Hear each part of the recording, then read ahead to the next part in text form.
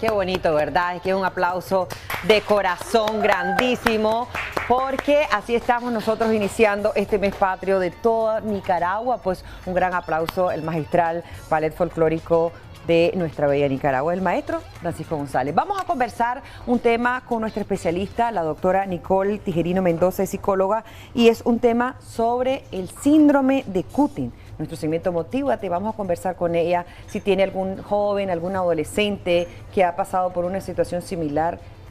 Ella nos va a dar algunos tips importantes, porque nosotros tenemos que aprender también a manejar a estos jóvenes. ¿De qué forma? Ella nos va a decir. Doctora, qué bueno que nos acompañe. Buenos días, Odilis. Siempre es un placer ¿Estaba poder... bailando, doctora? No, es que es una belleza, por favor. Es un tema súper importante porque en los últimos tiempos hemos visto cuántos jóvenes, cuántos adolescentes están sufriendo de este síndrome. Y el síndrome de Cushing nos referimos a aquellos jóvenes y adolescentes que se hacen daño, que se autolesionan, se rayan sus piernas, sus manos, se pueden quemar también, ¿verdad? Oh. Entonces es esa autolesión porque están cargados de frustraciones. Entonces ellos de manera equivocada, oiga bien el término, de manera equivocada, creen que están aliviando a través del dolor físico el dolor emocional. Entonces me siento frustrado o frustrada, comienzo a cortarme, porque ese corte me da paz, me da bienestar, pero eso es contraproducente, no es sano. ¿Por qué? Porque hay una afectación psicológica. Los adolescentes y los jóvenes que presentan este síndrome tienen problemas psíquicos. Doctora, pero cuando hablamos de problemas, ¿tiene que ver algo con lo que se ha vivido de niños? ¿Tiene que ver algo durante el embarazo? ¿Cómo fue el embarazo de la madre? ¿Tiene que ver con el entorno también social y familiar? ¿A qué se debe esto? Con el embarazo de la madre, no, pero sí tiene que ver con causas medioambientales. Por ejemplo, si tenemos un entorno muy cargado negativamente, ¿verdad?, de emociones, y constantemente se le está recriminando a este adolescente, todo se le prohíbe, se le habla con un léxico no adecuado, pues el adolescente va incubando resentimientos, rencor, ira, frustraciones, y ahí viene la idea o el considerar que este dolor que yo siento porque mi mamá, un ejemplo, o mi papá todos los días me cuestiona, yo lo voy a aliviar cortándome, ¿verdad? Okay. Eso es totalmente equivocado. Por eso es muy importante el manejo amoroso con nuestros hijos. Doctora, en algunos momentos he escuchado, y usted nos dice si eso es correcto o no, que es una moda también el Cushing. ¿Eso es cierto? No necesariamente es una moda. Sin embargo, en mi práctica profesional me he encontrado con muchos adolescentes que hacen o realizan esta práctica porque hay otra niña o bien otro niño que lo ha hecho. Entonces le dicen, yo me lo hice y me sentí muy bien, mi mamá, todo lo que me decía, pues eso me ayudó a olvidar lo que mi mamá me dice o lo que mi papá me recrimina. Entonces hay como una reproducción del patrón. No son todos los casos, obviamente. Sí, ahora, cuando usted decía que es el entorno, el ambiente y esto, pero también tendrá que ver esas palabras que van calando en la mente del niño, del joven, del adolescente, doctora, que podría entrar algún tipo de estrés o de depresión, doctor. Claro, es que esas palabras tienen que ver con el entorno, ¿verdad? Entonces, si tu entorno está lleno de palabras inadecuadas, a veces se le dice a un niño o a una niña, adolescente, pero es que mira, es que sos muy estúpido, ¿cómo vas a sacar estas notas? Y te dije que hicieras estas cosas, pero como sos bruto no lo hiciste. Y si eso es de manera sistemático, pues las palabras hieren, las palabras tienen poder. Entonces, ese tipo de cosas hace que muchos adolescentes hoy en día tomen la decisión de practicar el Cushing. Y hay algunos también que entran en un proceso de violencia. Ya vamos a hablar de esto, doctora. Sí. Tenemos una llamada. Buenos días, adelante, le escuchamos. Buenos días, utilice la bocina de su teléfono, por favor. Aquí le escuchamos su comentario. ¿Aló? Bueno, tenemos problemas con la comunicación. 22-22-7808 si desea comunicarse con nosotros. Doctora, cuando ya ellos van saliendo y van teniendo en su cabecita, me imagino, ¿verdad?, que deben de recordar todo lo que se le dice, ¿entrará algún proceso de violencia? Y esto refiriéndome al caso muy reciente del adolescente de 14 años que desafortunadamente pues violó y asesinó a a otra menor de 8 años. Mire, se lo explico de esta manera. Nadie nace siendo violento, nacemos sanos. Es aquí donde nosotros aprendemos a ser violentos, ¿de acuerdo? La violencia es aprendida, se va encadenando. Si tengo un ambiente tóxico, voy a generar en algún momento violencia. Pero creo que tenemos una llamada. Muy buenos días, adelante, le escuchamos. Sí, buenos días. Bienvenida. Quería consultarle a la doctora si este tema solo se trata de cortaduras o tiene que ver con que mi niña últimamente viene del colegio rayadita las manos, siempre ella se anda haciendo dibujos o imágenes en sus manitos, así en la muñeca de la mano, o había momentos también que se lo hacen los pies. ¿Y qué edad tiene su niña? Mi niña tiene 11 años. ¿En qué grado está? Está en sexto. En sexto. Gracias por llamarnos, doctora. Es una muy buena pregunta porque no tiene nada que ver con el síndrome de Cutting. Se hacen muñequitos en las manos, en los bracitos y eso no tiene absolutamente nada que ver. El Cutting es autolesiones. Me rayo, me quemo, me corto, me pellizco, me arranco el cabello, me pego contra las paredes. Todo eso engloba los tipos de Cutting. Ok, doctora, ahora siempre en relación a la violencia de los menores, hay mucha agresividad en algunos casos, incluso hemos visto también discusiones y pleitos entre adolescentes en los colegios y fuera de los colegios, doctor. Oh sí, eso lo hemos visto desde hace mucho tiempo, como yo recuerdo que antes se citaban afuera y nos vamos a ver al parque y nos vamos a agredir, y, entonces, pero esa violencia se viene exacerbando en la medida que los ambientes están insanos. En la medida que estamos viendo contenidos violentos también, de agresiones. Entonces, todo ese contenido va a nuestra psiquis, va a nuestro cerebro y eso va generando actos de violencia.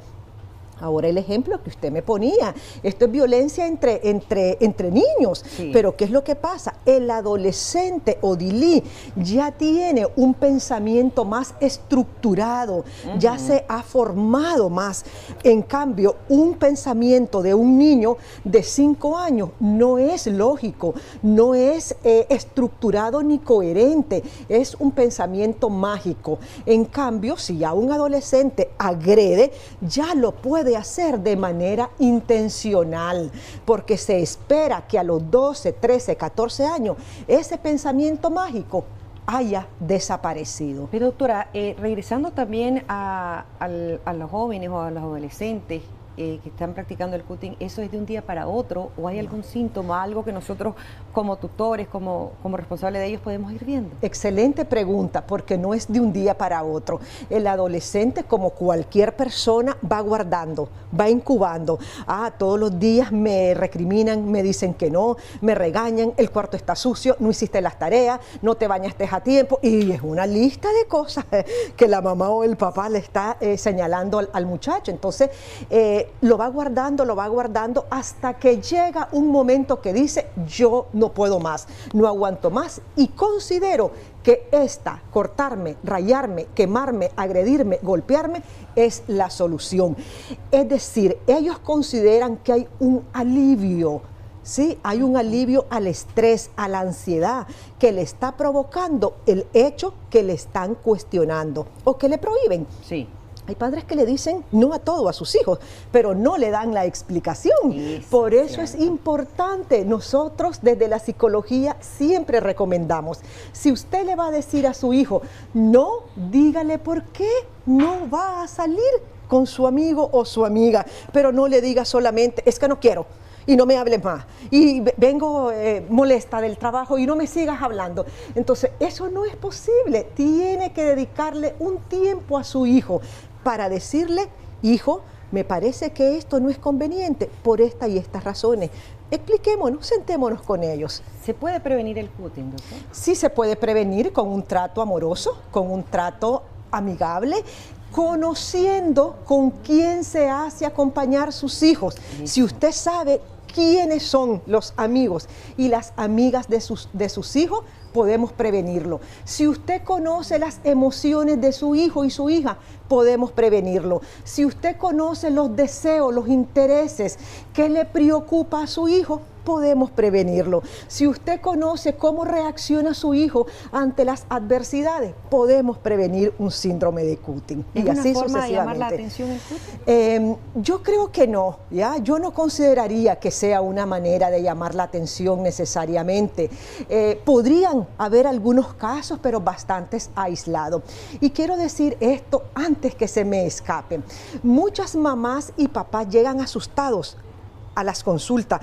Mi hijo se está cortando o mi hija se está cortando. ¿Se va a matar? Tranquilitos, ¿ya? Yo le explico, tranquilo. Porque el síndrome de Cutting, oiga bien, no necesariamente está vinculado a los intentos de suicidio. ¿Okay? Pero viene el asterisco, Dili. En algún momento de la vida puede haber altas probabilidades que lleguen a intentar los suicidios, ¿ok? Por eso es muy importante. Si le estoy hablando mal a mi hijo, papá, mamá, siéntese, detenga, véase, hable con usted cómo le estoy llegando a mi hijo, con amor, con ternura o con prepotencia.